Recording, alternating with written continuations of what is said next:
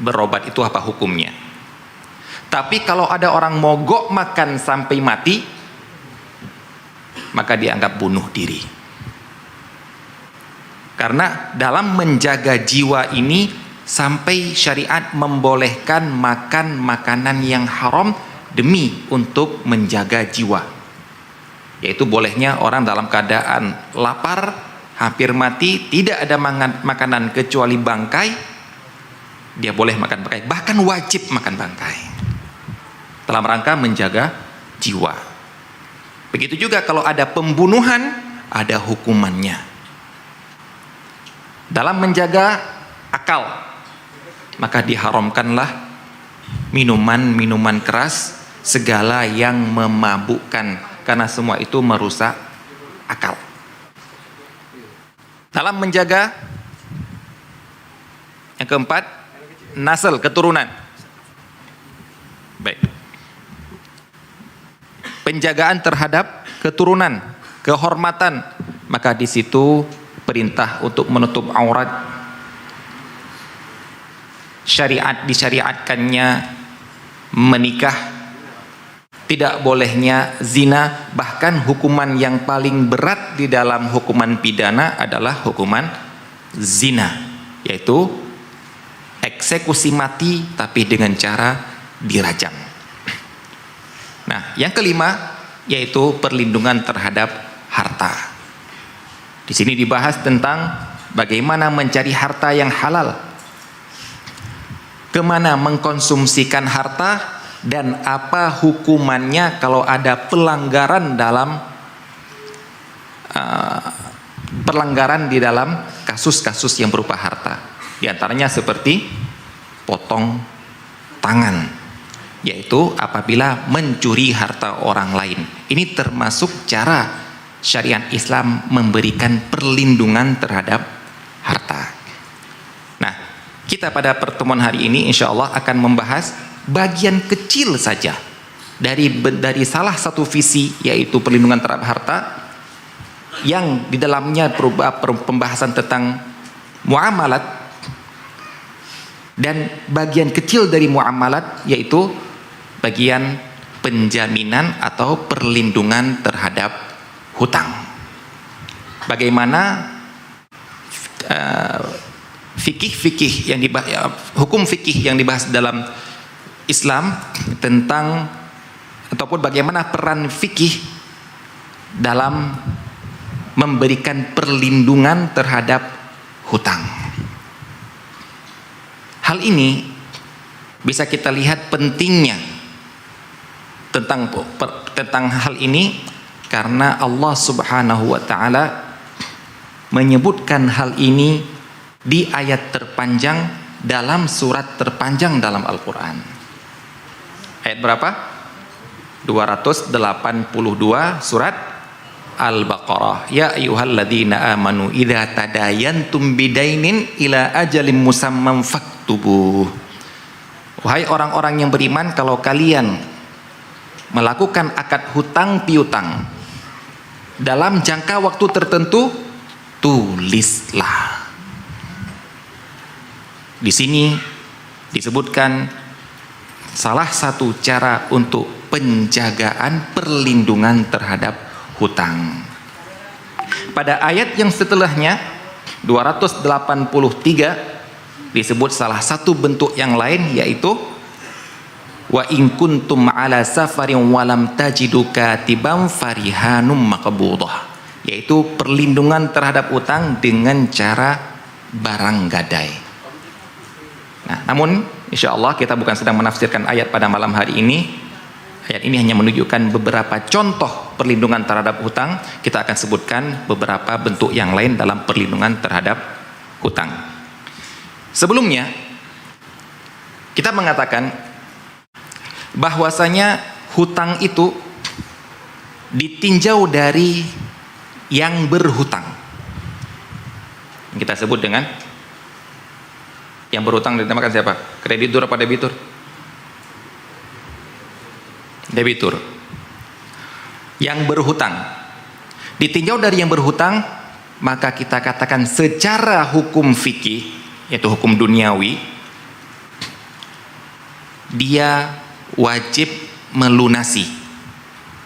Perhatikan ya kata-katanya ya, wajib melunasi. Di sini kata-kata wajib melunasi walaupun tidak ditagih. Nah, terkadang kita, kenapa belum dilunasi? Belum ditagih kok. Itu nggak ada itu.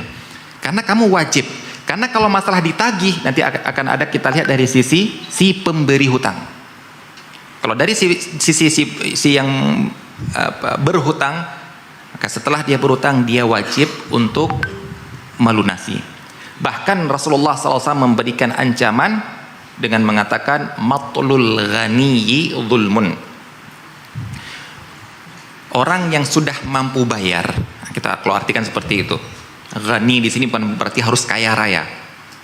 Orang yang sudah mampu bayar namun masih menunda pembayaran, maka itulah bentuk kezaliman.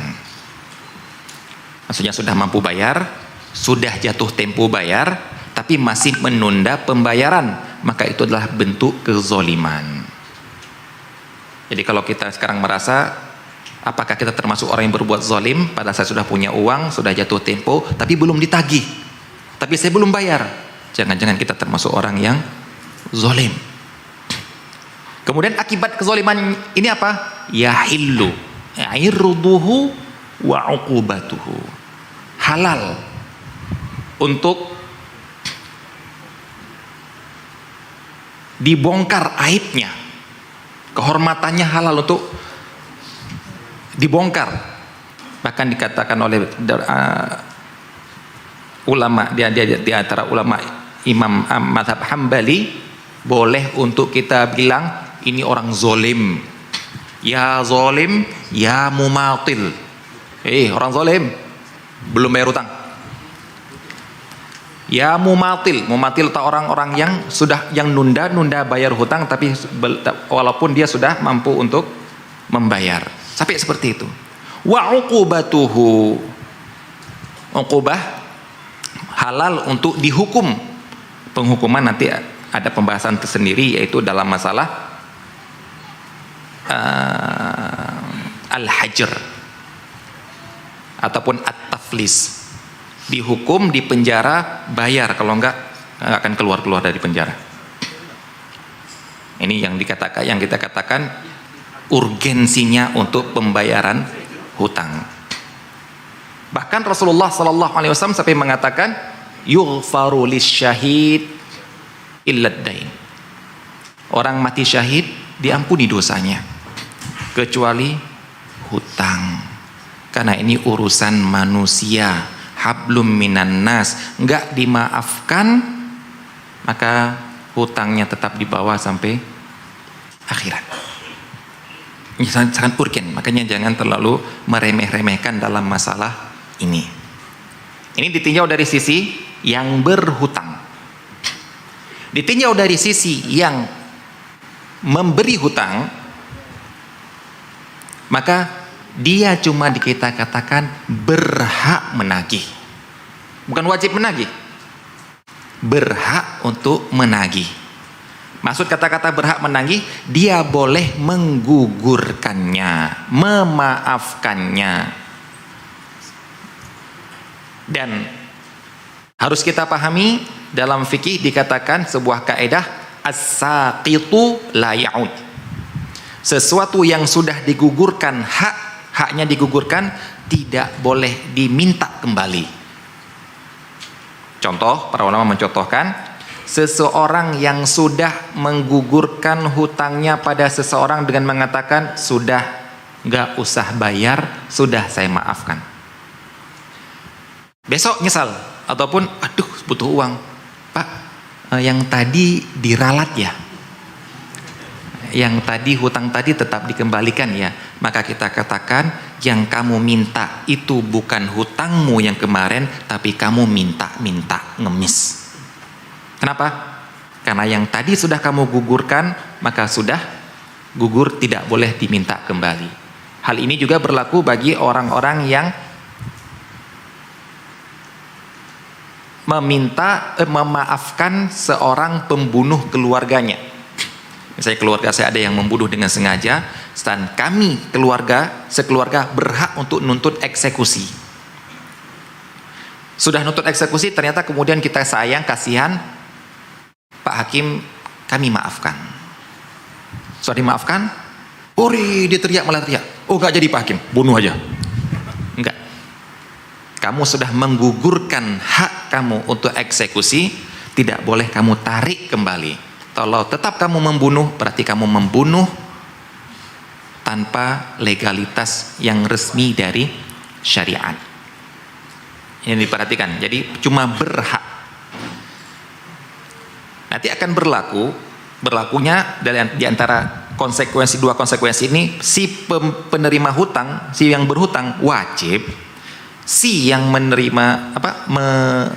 hutang cuma berhak. Maka bila ada orang yang melunasi hutang seseorang,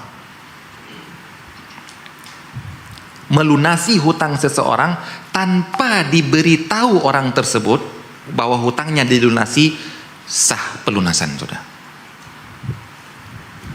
Misalnya kita tahu teman kita punya hutang pada si dia bilang, hutang si itu nih, jangan bilang-bilang saya yang bayar. Ketika mau bayar, sudah, hutang kamu sudah lunas. Siapa yang lunasi? Fisabilillah. Gak usah sebutkan orangnya. Maka saya boleh mengembalikan walaupun dia tidak tahu. Tapi yang ini, yang cuma berhak, saya tidak boleh nagih hutang seseorang tanpa izin orang yang pemberi hutang. Kita tahu teman kita punya hutang, teman kita memberi hutang pada orang ini. Wah, untuk bantu teman, saya nagih. Mana hutang situ? Enggak boleh. Harus ada izin, karena apa? Jangan-jangan kita maksa kasih, dia sudah memaafkan.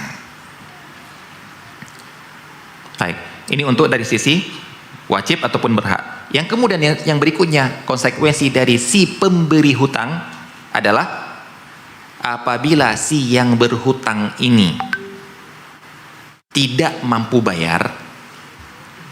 Perhatikan, tidak mampu bayar. Kalau tadi mampu bayar tapi nggak mau bayar, itu boleh dilaporkan ke hakim untuk dihukum, untuk dipaksa untuk memberikan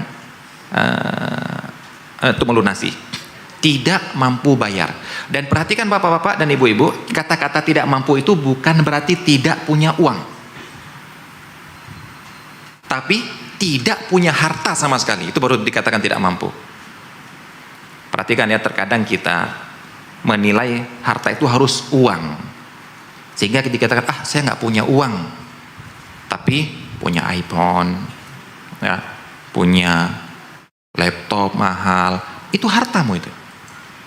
Jadi kita punya uang 10 juta, beli HP 5 juta, kemudian kita anggap kan uang saya sudah habis 5 juta. Bukan habis, berubah bentuk.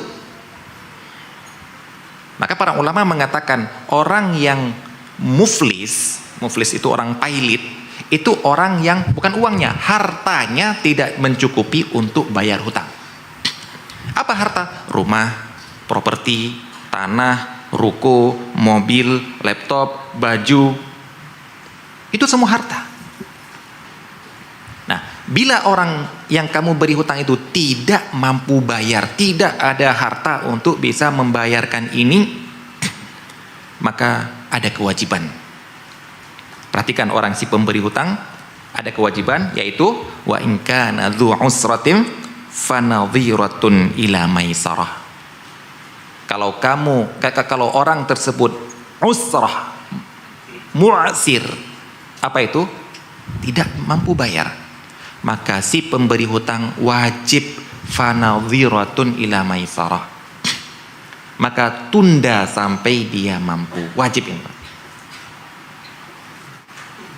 Beda kalau ada berhak nagih, lapor ke hakim untuk dijual barang itu biar hutang saya dikembalikan. Tapi ini nggak punya apa-apa, nggak boleh nuntut, nggak boleh intimidasi, haram. Karena wajiban kamu adalah untuk menundanya. Baca dalam surat Al-Baqarah ayat 280. Ini kaedah bagi orang si pemberi hutang. Ini wajib. Tahap berikutnya adalah sunnah, tapi lebih afdol.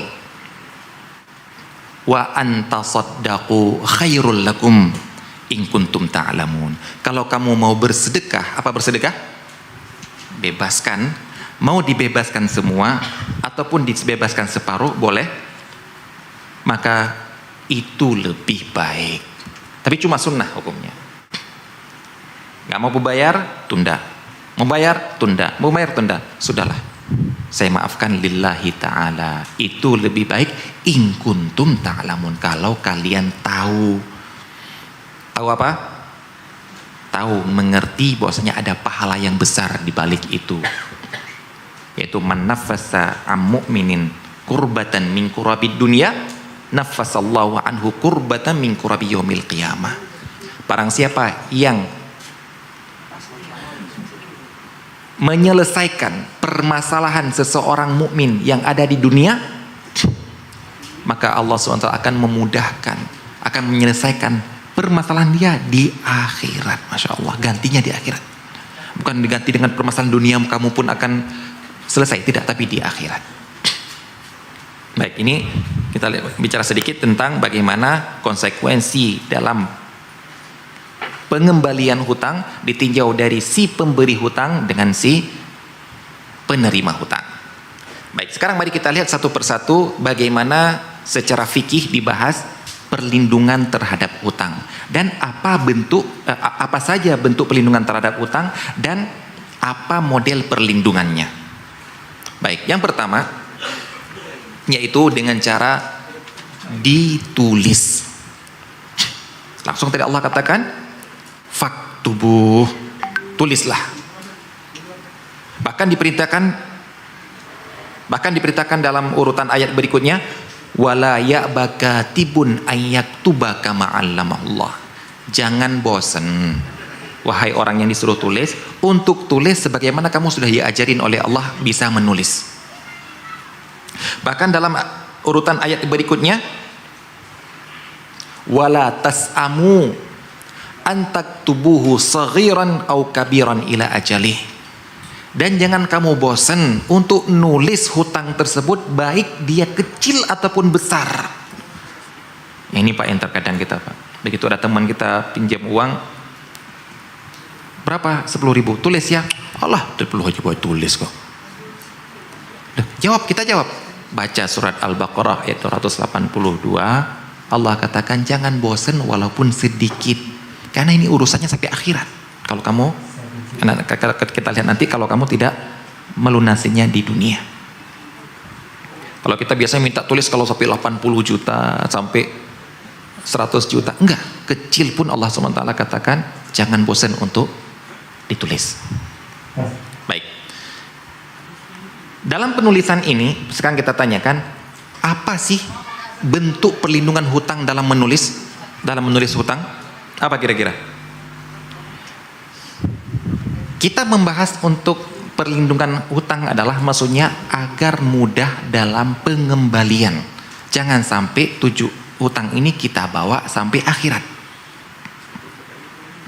Nah, dengan dituliskan hutang, maka apabila mungkin kita meninggal, hutang pagi ditulis, malam meninggal. Yang mana hutang ini kamu berarti pakai gini ya. Ya.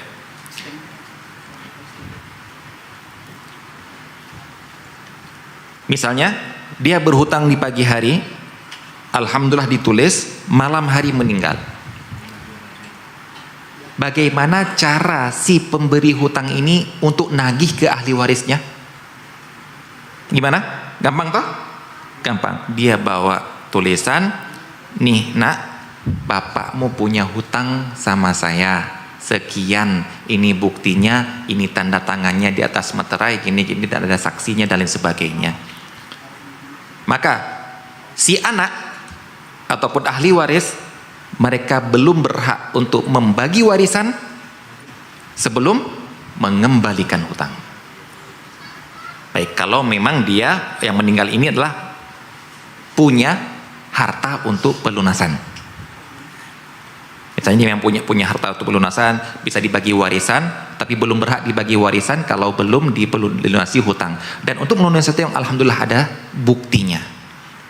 Baik, sekarang saya tanyakan, bila sudah ada bukti seperti itu, dan bukti itu sah di pengadilan misalnya, tidak ada keraguan, tidak ada manipulasi, tapi ternyata anaknya ini maling semua, tidak mau membayarkan hutang, mau bagi waris langsung. Pertanyaannya, siapa yang salah? Siapa yang salah? Ahli waris. Si yang meninggal tidak meninggalkan hutang. Kenapa? Karena dia meninggalkan harta yang cukup untuk melunasi hutang, tapi dilahap oleh ahli warisnya. Berarti ahli waris inilah pemakan harta orang lain. Dialah yang berdosa. Baik, sebaliknya, hutang pagi hari, nggak usah tulis lah, itu aja kok ditulis. Baik, malam meninggal dan tidak ada yang menyaksikan sama sekali. Kemudian si pemberi hutang ini ketika dia meninggal datang ke anak-anaknya, "Nak, bapakmu punya hutang sama saya. Berapa? 30 juta. Baru kemarin hutang." Kira-kira anak-anaknya itu, ahli warisnya itu bilang apa? "Mana buktinya, Pak?" Karena kalau dia nggak tanya bukti, siapapun akan datang. Maling pun akan datang nanti. "Nah, bapakmu punya hutang, ini pada punya hutang semua." Maka kami berhak mengatakan, "Mana buktinya, Pak?" "Wah, untuk bukti nggak ada, Nak." "Pak, kalau nggak ada bukti, bagi maaf, Pak. Kami tidak bisa memberikannya." Pertanyaannya, siapa yang salah? Yang berhutang. Salahkah mereka ahli waris yang tidak mau memberikannya? Mereka tidak salah karena mereka minta bukti.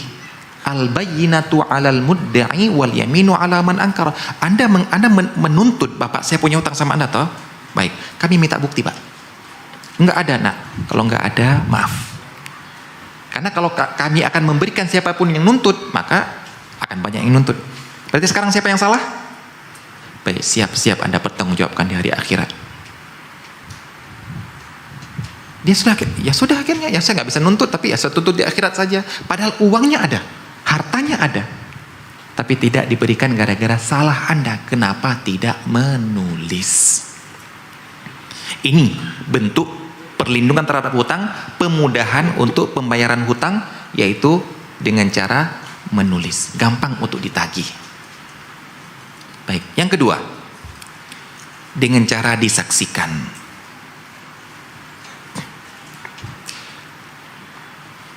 Di sini Allah SWT menyebutkan masih dalam surat Al-Baqarah ayat 282, "Wastashhidu syahidaini mir rijalikum." Ini sebenarnya berkaitan dengan menulis tadi. Kamu nulis, bersaksikan. Panggil 2 orang untuk bersaksi bahwasanya ada akad hutang antara kalian. Kalau nggak ada 2 orang laki-laki, panggil 1 orang laki-laki dan 2 perempuan. Ini sudah cukup untuk persyaratan pengaduan hutang, kasus hutang piutang di pengadilan. Nah, ini Allah SWT katakan seperti ini, Pak. Yang paling sangat disayangkan sekarang ada orang berhutang dengan syarat jangan bilang siapa-siapa. Dalam Al-Quran disuruh panggil saksi. Saksikan nih loh saya berhutang, saksikan saya berhutang. Ini ada orang berhutang, tolong jangan bilang mertua saya ya. Bahkan ada ibu-ibu yang berhutang dengan mengatakan, tolong jangan bilang suami saya. Maka kalau ada yang model seperti ini, curigai. Ini orang gak punya niat untuk bayar. Itu saya katakan curigai, walaupun nanti mungkin dia niat bayar, tapi curigai lebih dahulu. Kenapa? Dia sudah melanggar ini. Sebenarnya kalau Anda ingin praktek yang sebenarnya, ketika Anda berhutang nanti butuh uang, pinjam uang bentar. Berapa? Ya 50.000. Langsung. Tolong saksikan ya. Apa? Saya pinjam uang sama Bapak ini. Saksikan ya. Saksikan ya. Siap saksikan. Betul. Begitu kemudian saya malam ini saya berhutang, besok pagi saya meninggal. Ketika mau nagih ke keluarga saya, bilangnya apa? Bapak mau punya hutang, mana buktinya? Oh, ada saksi. Malam itu di masjid ada yang lihat. Panggil orang-orangnya. Sehingga ketika ahli warisnya lihat, oh ya memang saya lihat. Akhirnya dia yakin, kalaupun nggak bisa di situ di pengadilan, bisa yakin, maka anak ini bisa membayarkan hutang bapaknya, hutang saya, karena ada saksi ini. Coba kalau jangan bilang siapa-siapa. Ketika antum mau nagih gimana? Mana buktinya Pak? Nggak ada. Saksi nggak ada. Saksi bisu aja nggak ada. Saksi bisu kan dermaga ya. Dermaga saksi bisu katanya. Nggak ada. Ya akhirnya yang salah siapa? Nah di sini yang kita lihat. Berarti yang salah kamu. Walaupun kamu punya uang tapi tidak bisa dibayarkan, yang salah adalah kamu. Maka ini metode yang kedua, yaitu tadi pertama catat saksi, yang ketiga, kalau misalnya tidak sempat ditulis, ataupun yang sebelumnya Anda lakukan sebelum tahu yang ini nggak ditulis, nggak ada saksi, maka yang ketiga adalah wasiatkan. Dan ini yang dikatakan oleh para ulama wasiat wajib. Wasiat sunnah itu adalah bersedekah kalau saya mati, itu sunnah wajib. Kalau saya mati nak, tanah itu wakaf, itu wasiat sunnah. Maksudnya enggak diwasiat pun enggak apa-apa, jadi ahli waris, jadi milik ahli waris semuanya. Tapi ada wasiat yang wajib. Apa itu? Yaitu kewajiban-kewajiban yang hanya Anda yang tahu. Kewajiban-kewajiban dalam harta Anda yang harus dikeluarkan, yang hanya Anda yang tahu. Kalau Anda mati nggak ada yang tahu, dan kewajiban itu nggak bisa terlunasi tanpa Anda beritahukan. Contohnya hutang tadi. Baik. Berarti bagaimana? Ini sebagaimana hadis yang disebutkan oleh athar yang disebutkan oleh Ibnu Umar.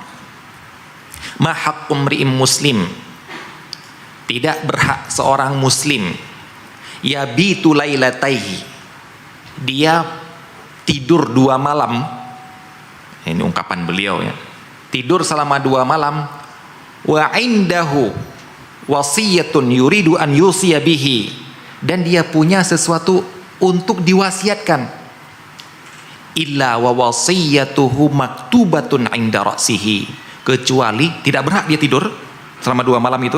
Kalau dia punya sesuatu yang harus diwasiatkan tapi belum diwasiatkan, tidak berhak dia tidur kecuali tidur dia wasiat sudah ditulis di samping kepalanya. Bahkan beliau mengatakan, sejak saya dengar hadis itu dari Rasulullah, saya tidak, setiap ada wasiat saya tidur, saya taruh wasiat di sini. Maksudnya apa? Sekarang Anda punya hutang sama itu, ada punya hutang di rumah, adalah ini kitab bukan punya saya, ini laptop bukan punya saya, itu misalnya itu sandal, itu sepatu punya itu, gak ada yang tahu. Keluarga Anda hanya lihat Anda baca kitab itu terus, Anda pakai laptop itu terus, itu ternyata pinjaman. Maka sebelum tidur tulis, saya yang bertanda tangan di bawah ini, ya model-model gitu ya, Bapak, buku itu bukan punya Bapak, ini bukan punya Bapak, punya hutang sama itu, Bapak punya hutang, Bapak punya hutang, ini tulis tanda tangan, tidur tulis. Sehingga kalau Anda mati malam itu, Anda lihat, ya maling juga ternyata kalau seperti itu. Yang jelas Anda sudah menunaikan kewajiban. Terkadang sekarang tergantung ahli warisnya itu maling atau enggak. Seperti juga kalau Anda berwasiat untuk wakafkan tanah, bersedekah tanah itu saya sedekahkan, yang dengar cuma 1 orang ini, yang dengar cuma ahli waris 1 orang ini. Nah, kalau Bapak meninggal, itu mobil itu untuk pesantren tuh nak ya, anaknya dengar diam saja. Begitu meninggal, anaknya kemudian menyembunyikan wasiat ini, dia yang berkhianat. Bapaknya gak berdosa. Begitu juga nak, ingat Bapak punya hutang sama ini, sama ini, sama ini. Baik. Tapi ketika bapaknya meninggal, tidak ditunaikan, bapaknya telah menunaikan kewajibannya, harusnya dia yang menunaikan dari harta ini sebelum dibagi, tapi kalau disembunyikan maka anaknya lah yang ataupun ahli warisnya lah yang berdosa. Ini dinamakan dengan wasiat wajibah. Ibnu Umar langsung mempraktekkan, dan apalagi kita pada zaman sekarang ini yang butuh surat resmi, mungkin kalau perlu kita pakaikan materai agar gampang untuk terlunasi, terlindungi hutang kita agar bisa dilunasi. Ini yang ketiga ya, ditulis, disaksikan ataupun diwasiatkan. Kalau sudah ada yang tahu, ya walaupun nggak diwasiatkan kan sudah ada yang tahu. Ini adalah kalau tidak ada yang tahu. Baik, yang berikutnya, melindungi hutang ataupun menjaga, memudahkan pembayaran hutang dengan harta yang lain yang dinamakan dengan gadai,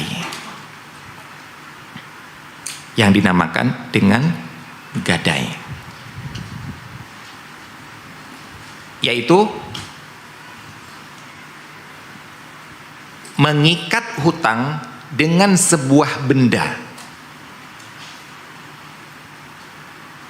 Saya berhutang 10 juta, saya ikat hutang saya ini, tausiq, ini dinamakan dalam bahasa fikih tausiq, dengan apa? Dengan motor ini.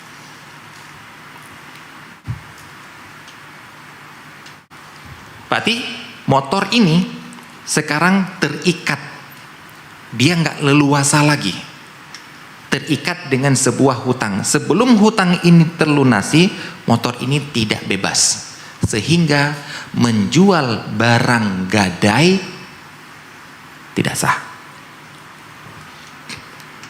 Mungkin pernah tahu ya, pernah lihat dijual motor es teh hangat. Pernah dengar istilahnya? Jual motor STNK tok. Motor cuma ada STNK tok. BPKB-nya kemana? Lagi sekolah. Di mana sekolahnya?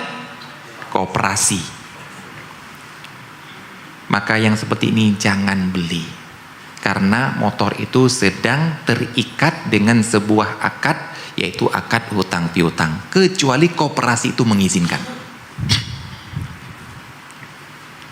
Dinamakan dengan gadai. Baik. Bagaimana gadai itu bisa dianggap mengikat ataupun memberi perlindungan terhadap hutang? Yaitu ketika jatuh tempo pelunasan hutang, maka yang dihubungi adalah si penerima hutang terlebih dahulu dengan bertanya, ada uang untuk lunasi enggak? Enggak. Kalau begitu, barang gadai kamu akan kita jual. Perhatikan ya.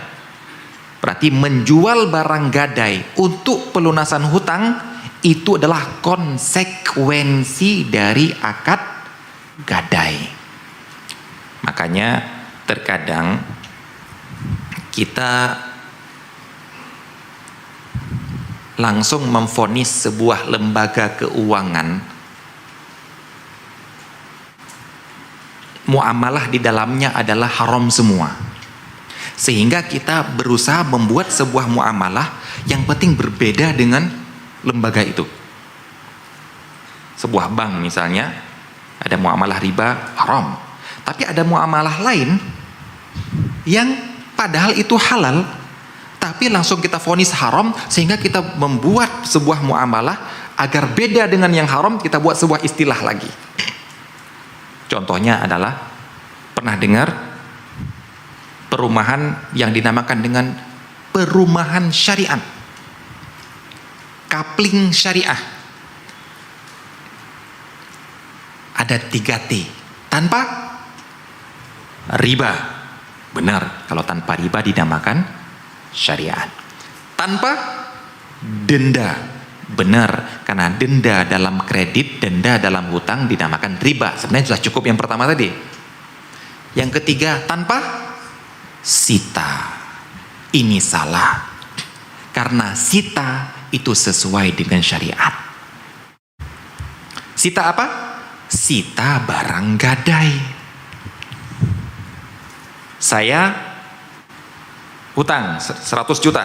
Saya gadaikan rumah. Saya gadaikan tanah. Sampai 1 tahun. 1 tahun nggak mampu bayar?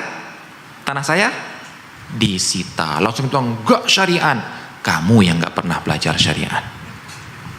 Menyita barang gadai itu adalah konsekuensi dari akad gadai. Yang sayangnya sekarang orang melakukan akad tanpa tahu konsekuensi di belakangnya, sehingga begitu dituntut kaget. Harus seperti itu ya? Saya nggak tahu ketika tanda tangan itu. Biasa itu Pak. Seperti mahasiswa-mahasiswa yang menginstal aplikasi komputer. Gak pernah baca agreement tuh, gak pernah Pak. Pokoknya next, agree, oke. Ya toh? Iya, paham itu semua insya Allah. Begitu ternyata dituntut oleh Microsoft, Pak kaget. Kenapa saya dituntut? Itu kamu sudah bikin agree, baca. Oh iya ya. Seperti kita kalau ada muamalah di bank itu, disuruh tanda tangan di akhir kertas yang tulisannya kecil-kecil banyak lagi Pak. Ya toh? Tanda tangan langsung. Pernah baca nggak? Enggak, karena belum berkasus. Begitu berkasus, loh kok seperti itu dituntut? Itu ada di klausul Pak. Saya nggak tahu. Nggak butuh tahu, Anda sudah tanda tangan. Ayo. Itu dinamakan dengan konsekuensi akad. Seharusnya orang itu nanda tangan, tahu apa yang ditandatangani, apa yang sedang disepakati. Nah, di antara bentuk konsekuensi akad gadai adalah bolehnya menyita. Walaupun dalam menyita itu biasanya lewat pengadilan. Yang kejadian-kejadian eksekusi rumah, eksekusi lahan, gak mau keluar saya, keluar tok. Kita lelang kemudian untuk melunasi hutang. Nah, ketika disita barang gadai ini, apa yang dilakukan? Untuk dilelang. Kenapa dilelang? Dilelang itu untuk mendapatkan harga yang pantas. Kenapa kita katakan mendapatkan harga yang pantas? Karena dalam penjualan barang gadai ini ada dua pihak yang keinginan mereka terkadang bertabrakan, tidak bisa ketemu. Yaitu si pemilik barang, si pemilik mobil, yang mobil gadai ini, si pemilik mobil pinginnya laku sebesar-besarnya, semahal-mahalnya, agar ada sisa untuk dia dari pelunasan hutang. Si yang punya hutang, si yang pemberi hutang, pokoknya laku untuk lunasi hutang saya tok. Mau lebih atau tidak saya nggak peduli. Ini punya dua kepentingan yang tidak bisa ketemu. Yang pasti akan debat. Mobil punya hutang 35 juta. Gadainya mobil. Ada yang nawar 35 juta. Iya ambil aja. Si yang punya mobil nggak mau. Oh nggak bisa seperti itu. Ini bisa laku 50 ini. Enggak, pokoknya laku aja sudah. Itulah nggak ketemu. Maka di sini gara-gara tidak ketemu dua belah pihak yang bisa berujung kepada pertikaian, maka turunlah pihak ketiga, hakim. Dialah yang menentukan seberapa pantas mobil ini laku. Sebelum pandemi berapa lakunya, ketika pandemi bisa berubah harganya. Ini yang dikatakan dalam ilmu, di dalam peradilan Islam, di antara partnernya qadhi, partnernya hakim, ada yang dinamakan dengan muqawwim. Muqawwim itu adalah kalau sekarang kita namakan auditor.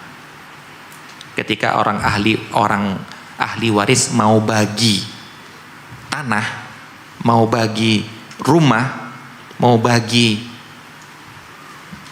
ruko beserta isi-isinya, berarti butuh auditor. berapa sih nilai ini, sehingga kamu berapa rupiah dari auditor yang menilai ini.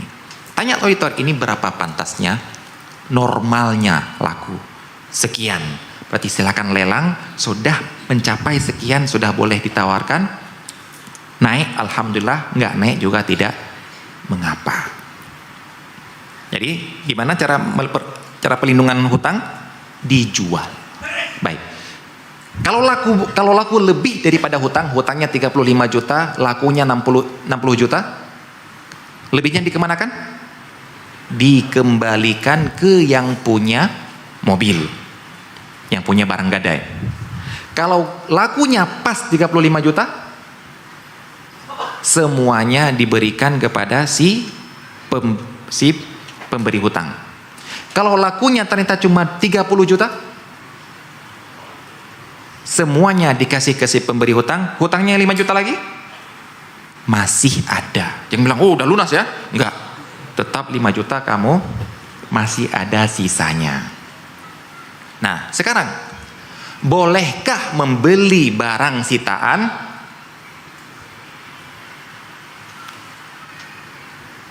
Boleh atau tidak? Boleh, karena ini kan konsekuensi dari akad gadai. Memang disita, kemudian pembelinya ya boleh-boleh saja. Pak, yang sedang kita bicarakan adalah hukum pada asalnya.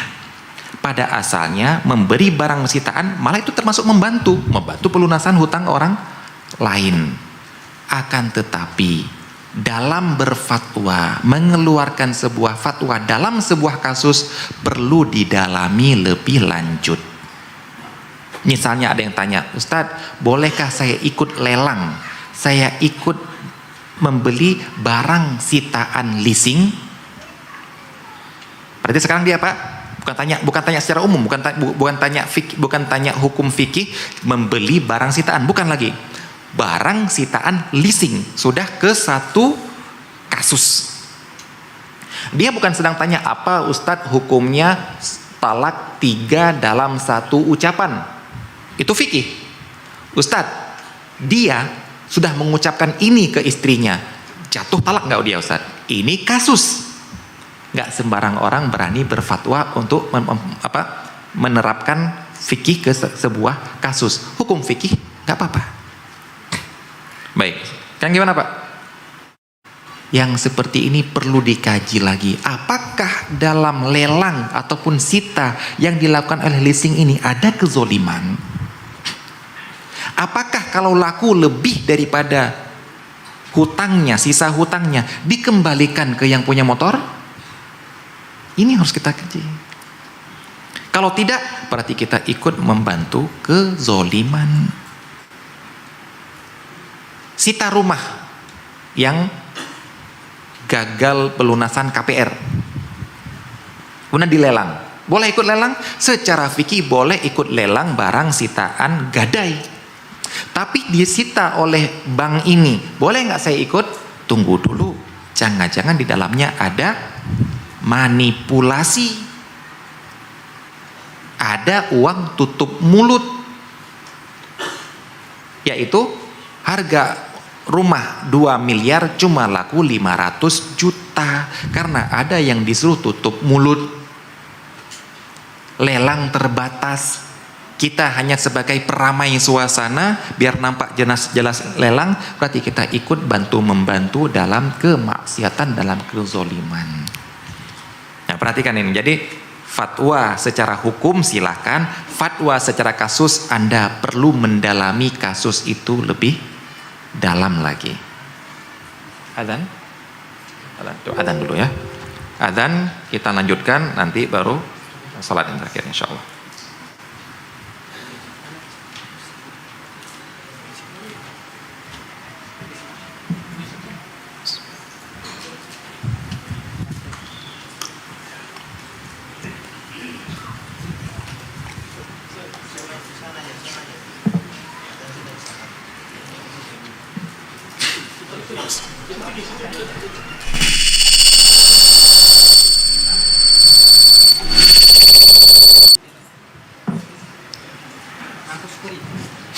Allahu Akbar, Allah أكبر الله أكبر أشهد أن لا إله إلا الله أشهد أن لا إله إلا الله أشهد أن محمدا رسول الله أشهد أن محمدا رسول الله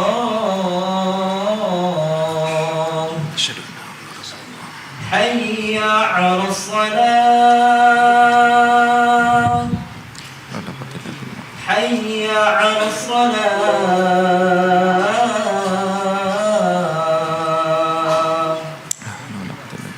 حي على الفلاح حي على الفلاح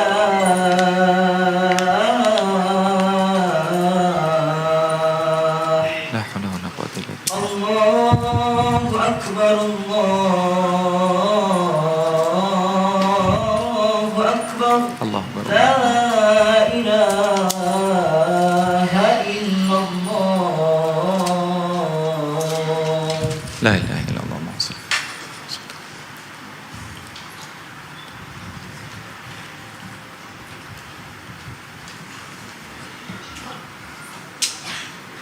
Cukup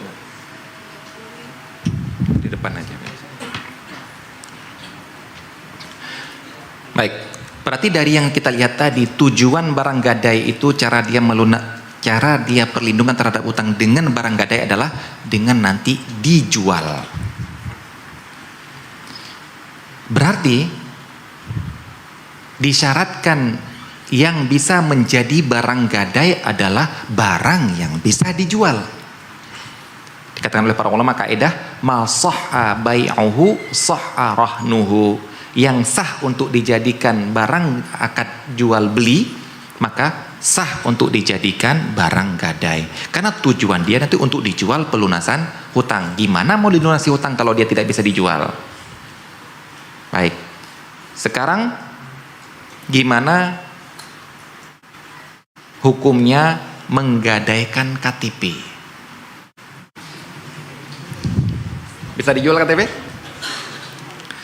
Gimana hukumnya menggadaikan SKPNS?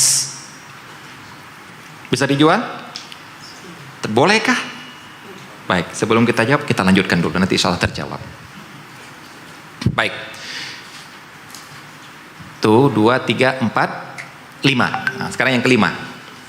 Bentuk perlindungan terhadap hutang yang kelima, yaitu yang dinamakan dengan penjamin hutangnya berupa orang, berupa manusia.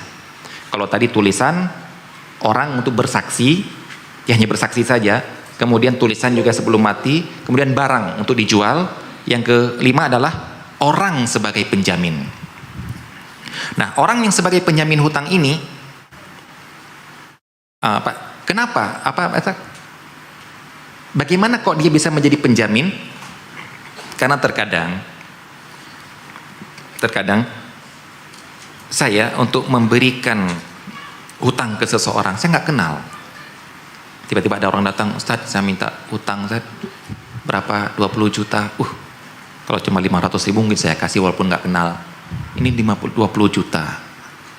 Saya nggak kenal Anda. Saya minta penjamin orang yang saya kenal.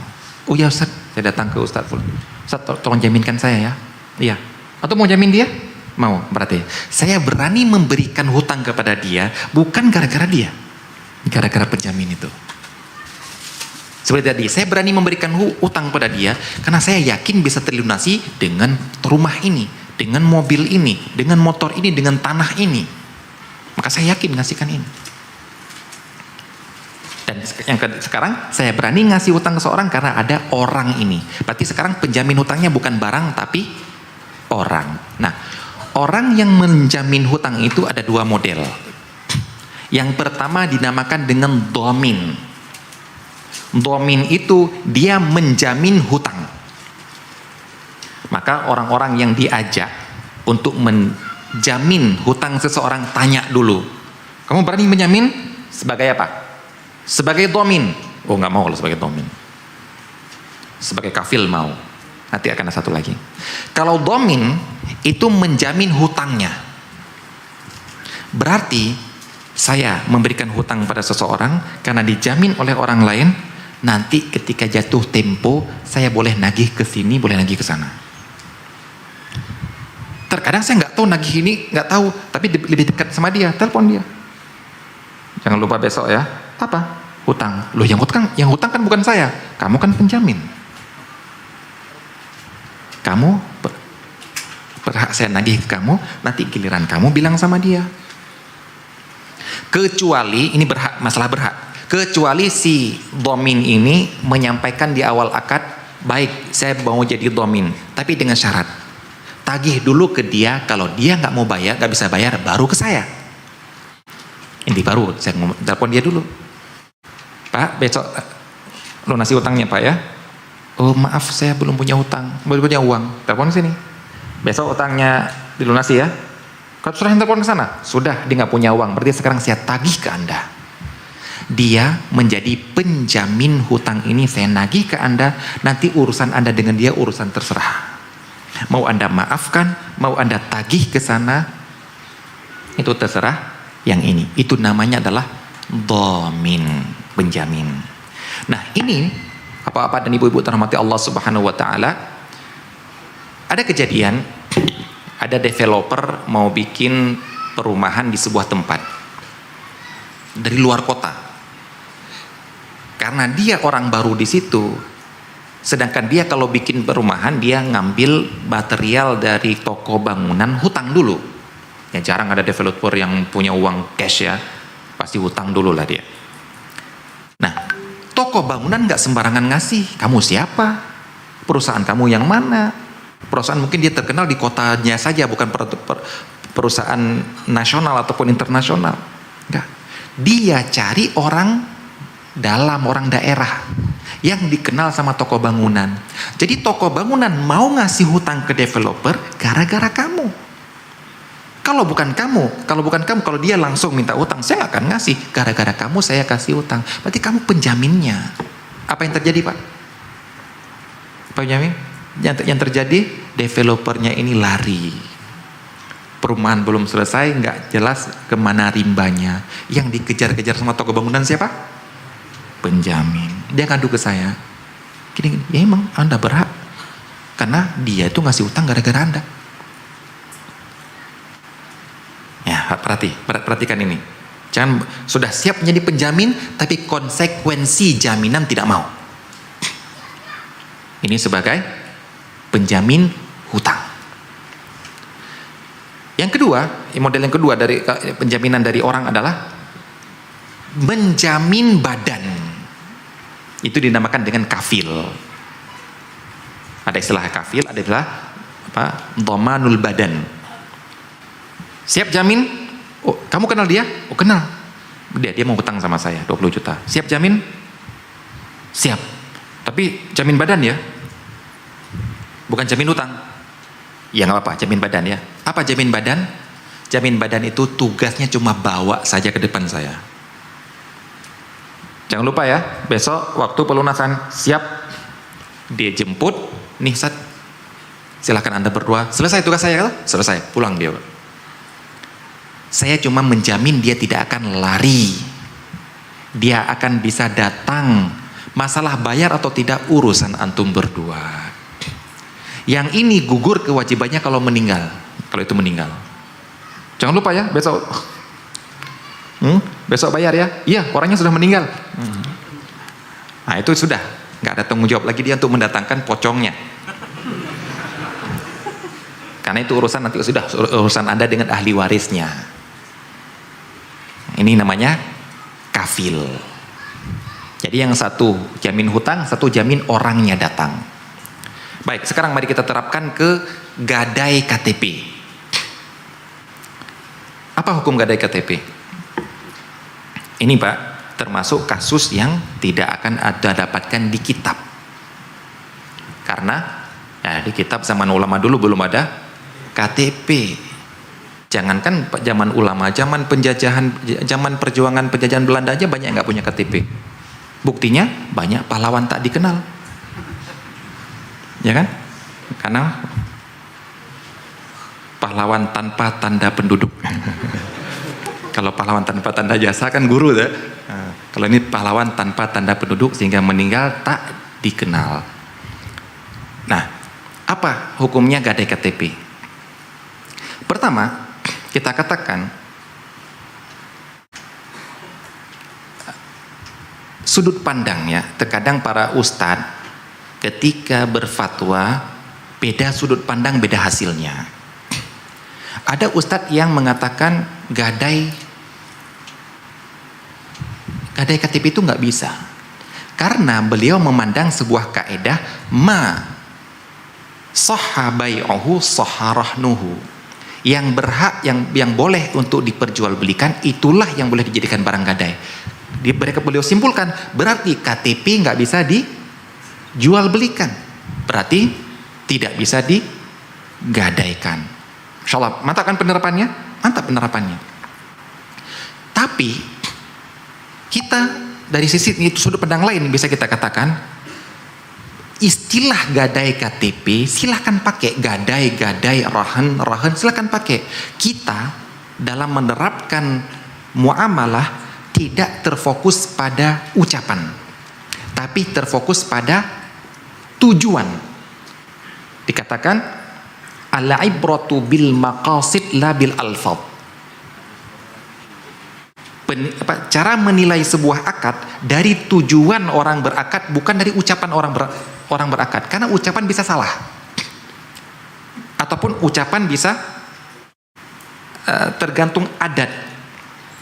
Contoh, antum datang ke toko kelontong, kemudian antum bilang ke yang punya toko, Pak minta gula 2 kilo. Ini diambil 2 kilo, kemudian Anda ambil gula langsung pergi. Kira-kira direlakan? Dipanggil Anda, Pak, ada apa? Uangnya Pak, uang apa? Loh, Anda kan beli gula. Siapa yang beli? Saya bilang apa tadi? Minta gula 2 kilo. Anda kasih. Selesai Pak. Itu insya Allah siap dikejar. Karena apa? Ucapan minta, tapi orang paham ini hakikatnya beli. Makanya al-ibratu bil haqa'iq la bil alfaz. Penilaian itu dari tujuan yang sebenarnya, hakikatnya, bukan ucapan. Baik, sekarang Anda mengatakan saya gadai KTP. Kita tanya, tujuan gadai KTP apa? Mau dijual KTP-nya? Bukan. Apa juga? Memudahkan mendatangi orang yang punya KTP itu. Ya toh, karena ada alamatnya, bisa dicari kemana. Walaupun yang punya KTP itu melaporkan kehilangan kepolisian, itu terserah dia itu ya. Jadi sebenarnya gadai KTP itu adalah kafil model modern. Kalau tadi ada orang lain yang Anda minta untuk mendatangkan. Kalau sekarang dengan KTP ini Anda mudah melacak alamat antum. Itu tujuannya. Berarti kalau kita tanya, sahkah gadai KTP? Sah, tapi jangan namakan gadai, itu kafalah. Silahkan gunakan gadai, terserah. Tapi sebenarnya itu memudahkan untuk mencari orangnya kemana. Gadai SK PNS itu juga nggak akan lari orangnya. SK-nya saya pegang kok ya, nggak akan mungkin lari. Dia mau pindah kerja kemana, mau nikah, mau cerai aja harus izin kepala daerah tuh. PNS gitu tuh, kalau mau nikah yang kedua saja harus izin, mau cerai harus ada tanda tangan kepala daerah. Jadi ini kekuatan besar ini SK PNS, biar kamu nggak lari. Nah, jadi di sini wallahu taala alam, saya lebih memandang seperti ini, gadai KTP, gadai SK PNS atau ASN sekarang ini, itu hakikatnya bukan gadai untuk memperjualbelikan, tapi untuk memudahkan orangnya, untuk memudahkan mendapatkan orangnya, agar orangnya tidak lari. Baik, ini beberapa model cara untuk perlindungan terhadap hutang. Ya, semuanya, masya Allah, Allah Subhanahu wa taala berikan kemudahan bagi kita. Ini loh, ada ini, ada ini. Kenapa kamu nggak milih ini? Kemudian menyesal kemudian. Kenapa dulu ketika akad nggak memilih cara seperti ini? Sekarang nggak bisa nagih hutang, menyesal. Itulah kebanyakan ada jalan-jalan keluar diberikan oleh syariat, tapi orang nggak mau lewat jalan itu malah bobol dinding sendiri. Kemudian nuduh, di syariat, di fikih muamalah nggak ada jalan keluarnya. Ada, cuma kita yang tidak mau lewat jalan itu. Baik, ini yang dapat kita sampaikan tentang metode-metode dalam perlindungan terhadap hutang yang semuanya adalah untuk memudahkan orang melunasi hutang biar dia meninggal, ketika dia meninggal tidak ada tanggungan antara dia dengan manusia. Wallahu ta'ala a'lam. Insyaallah akan kita jawab beberapa pertanyaan. Yang pertama,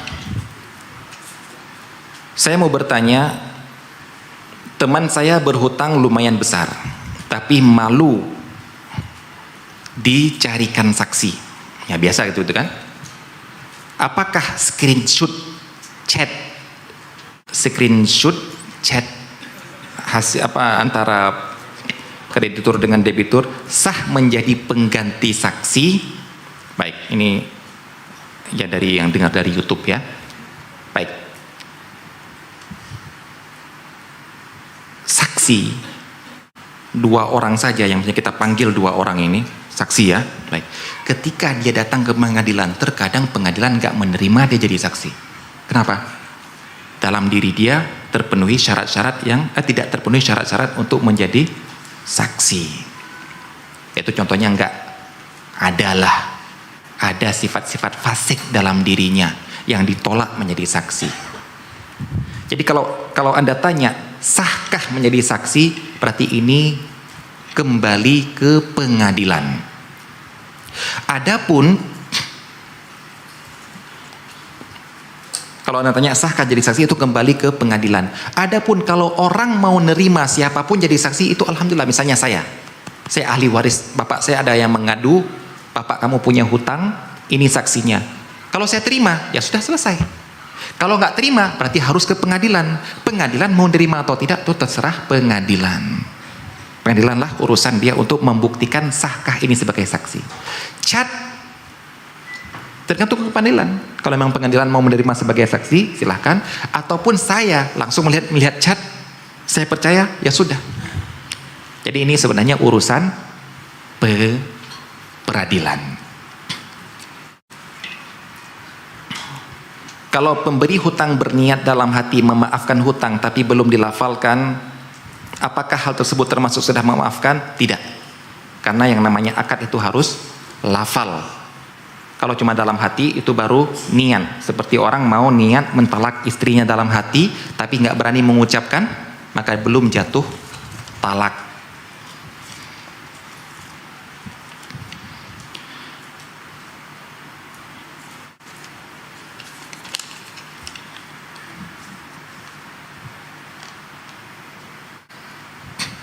Apa hukumnya uang fee proyek?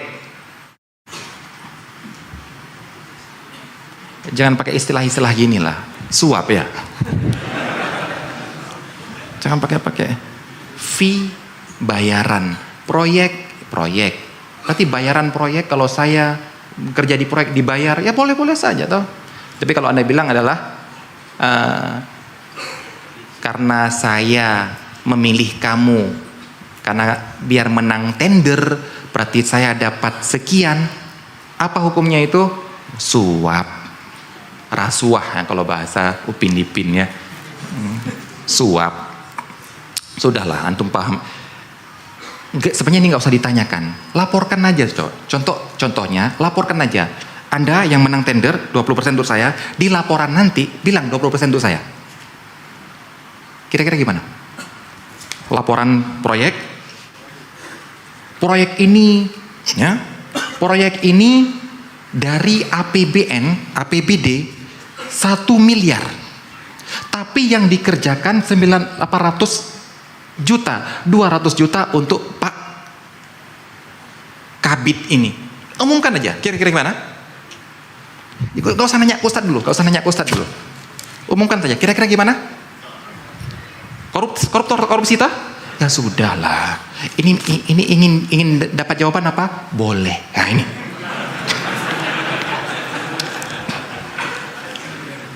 Buktikan sajalah. Kira-kira perlaporan resmi ada 20% untuk kasih, untuk kabid, untuk apa lagi ya?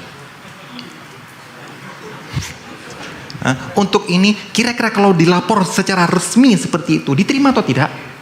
Tidak. Ngapain tanya Ustadz? Terkadang Pak ya, contohnya misalnya, seorang istri bilang, Ustadz, suami saya ngasih uang belanja sekian. Ada lebih, kasih uang belanja setiap bulan 2 juta.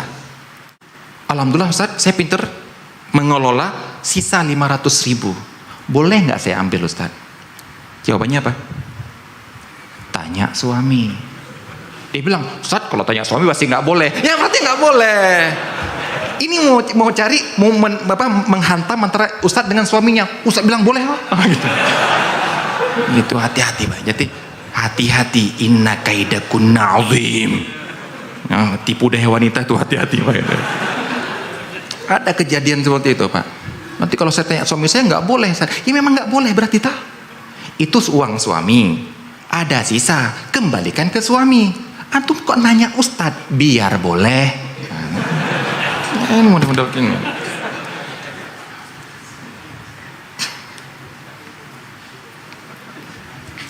Bagaimana berlepas diri dari uang tersebut? Berarti sudah tahu nggak boleh ya? Gak usah nanya di awal, langsung dari bawah itu tanyanya.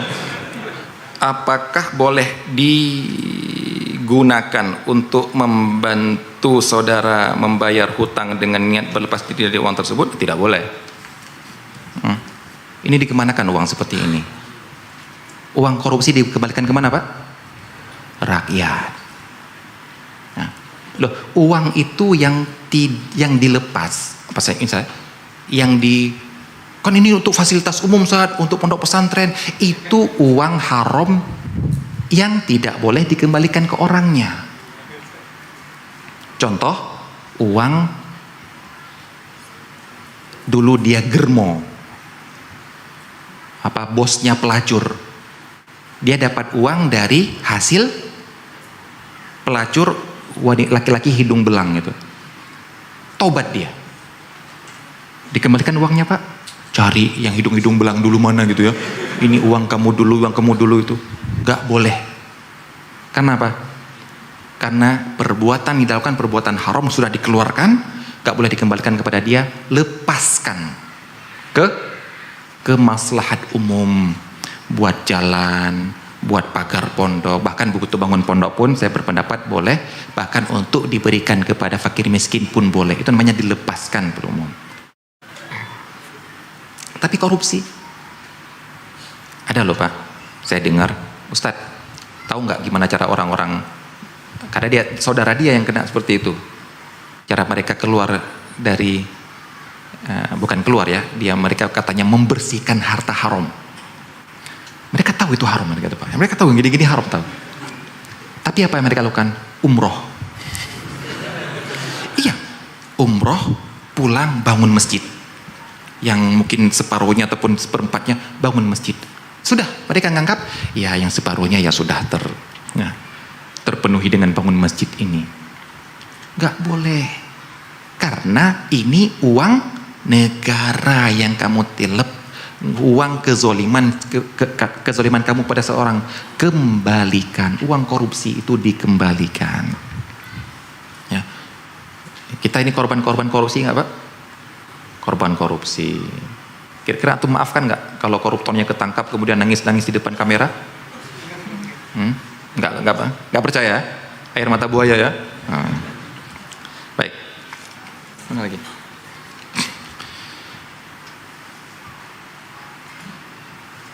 Bagaimana hukumnya menjual barang antik Ustadz? Seperti uang lama. Boleh? Siapa yang beli? Ini namanya hobi Pak ya. Namanya hobi ya, nggak bisa ditebak Pak ya.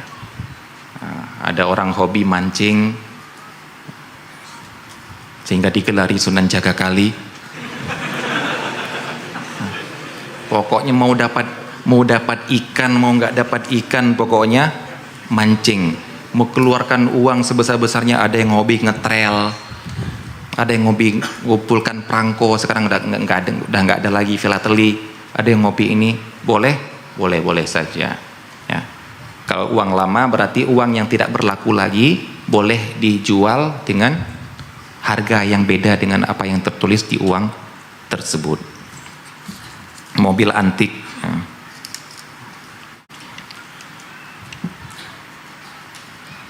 Ustadz, dulu saya memiliki hutang yang cukup besar. Saya membagi hutang tersebut dibantu orang tua. Itu bisa baca ini? Saya bukan apoteker ya. Kalau apoteker bisa baca ini kayaknya nih. Dan mertua saya, bagaimana hukumnya? Apakah saya wajib menanyakan kepada orang tua dan mertua saya? Apakah saya harus membayar kepada orang tua saya? Saya melunasi ya. Apa ini? Coba baca dulu. Ada tetangga saya awalnya mencarikan anak tanah dijual. Akhirnya saya dipertemukan dengan lokasi tanahnya. Namun dia tidak mempertemukannya dengan pemilik tanah kepada saya. Mencarikan anak tanah. Akhirnya saya dipertemukan dengan lokasi tanahnya, namun dia tidak mempertemukannya dengan pemilik tanah kepada saya. Setelah beberapa bulan berlalu, tidak satupun saya diberi bukti pembayaran. Ini sudah terjadi jual beli belum ya? Saya minta bukti pembayarannya, dia bilang orangnya sudah tidak ada di sini. Akhirnya dia sendiri yang menjaminkan dirinya sendiri yang akan mengganti uang saya. Di pertengahan dia pernah menggadaikan surat tanah, namun belum lunas. Surat gadaian dia minta duluan. Dia janji setelah tender berhasil ceritanya ini mubtada khabarnya nggak jelas ini. Pertanyaannya, bagaimana supaya uang ana bisa kembali? Minta.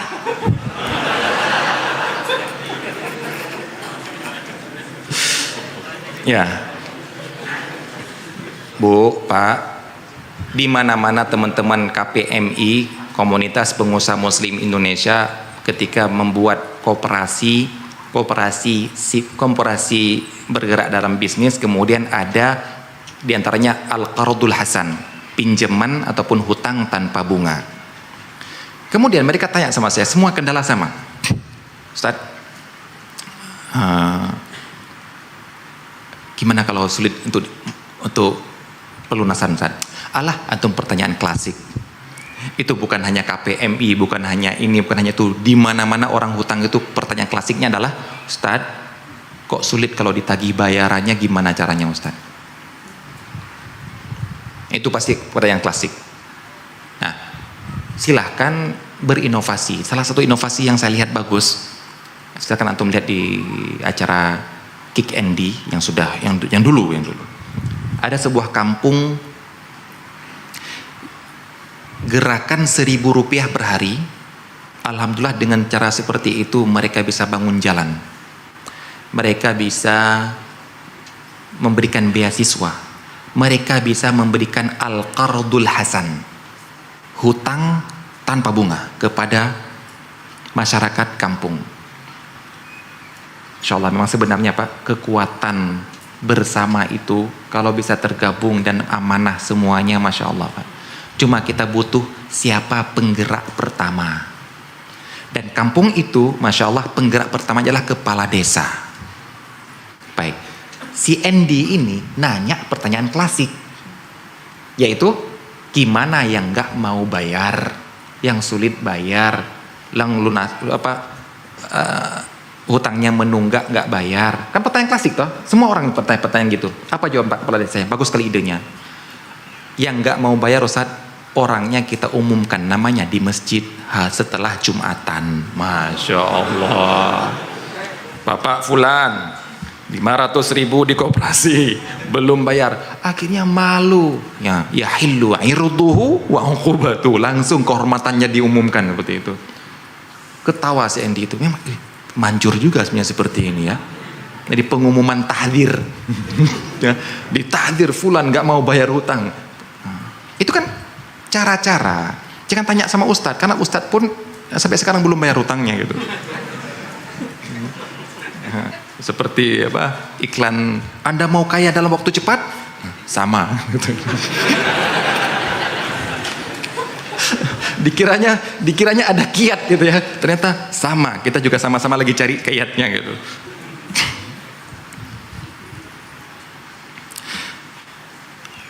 Masalah Al-Fatihah bacaan. Kita sudah belajar berupaya untuk bisa membaca Al-Fatihah dengan baik dan benar, dan sudah belajar bersama Ustadz sunnah atau salaf. Apakah pada saat kita sholat sendiri, sholat sunat di rumah, tapi pada saat ini kita belum baik bacaan surat Al-Fatihahnya, masih dalam tahap belajar, gimana Ustadz? Apakah diterima sholat kita? Mau baik pun belum tentu diterima loh Pak. Jangan tanya seperti ini ya, tanya sahkah ya, sahkah sholat saya. Jangan tanya apakah diterima sholat saya. Wallahu alam kalau diterima ya. Karena masalah diterima masalah lain, bukan masalah sah.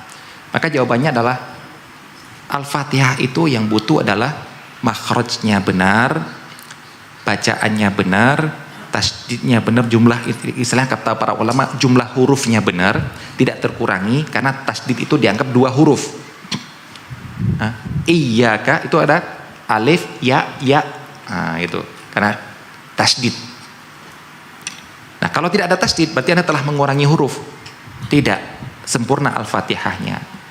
Nah, jadi kalau sudah memang benar bacaannya, benar makhrajnya, hurufnya tidak berubah huruf satu dengan huruf lain, maka kita katakan sah Al-Fatihahnya, sah salatnya.